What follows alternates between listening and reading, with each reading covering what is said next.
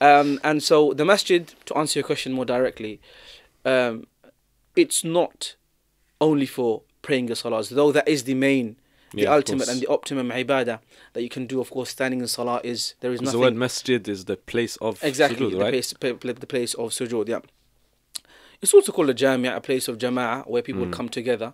And so the masjid of the Prophet ﷺ is the ultimate example, right? Mm. And we find in the masjid of the Prophet ﷺ there were the salawat, of course, there were the khutbahs, of course, Mm. there were the lessons, there were the general hadith lessons, if you like, after Yeah. every salah, or every now and then, right?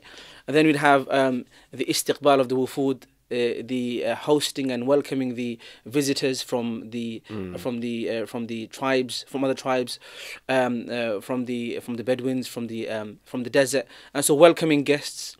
It was a place of salah, a place of education. It was a place of welcoming guests. It was a place of dealing with issues, family issues, social issues, so advice and counseling. Mm. It was a place also of decision making, of doing mashwara. It was the Yeah. parliament, if you Yeah, like, yeah. of the of the Muslim Ummah in the time of the Prophet ﷺ.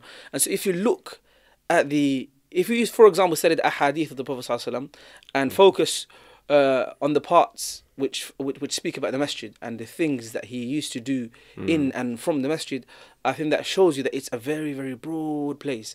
And then, of course, you had people living in the masjid, the Ashab al-Suffah, who Mm. used to sit there, they used to sleep there, they used to study there, food used to come to them, and it's sort of, reliant upon the provisions of others. And so you have Tullabul Alim. Yeah. So the madrasa, if you can sort of understand in that sense, a boarding school, if you like, is also attached to that. It's a very vast range of roles that the masjid fills up. Of course, Mm. then addressing, like say, if you speak about today, then sort of media issues. So you'd have, for example, Hassan ibn Thabit, Yeah, the yeah. the Prophet ﷺ, who would also be in the masjid, and I'm sure they would be speaking about the issues, and he would also respond to the kuffar and the mushrikeen Mm. with his poetry. So Shabir the poet. Shabir the poet, of course, yes, yes.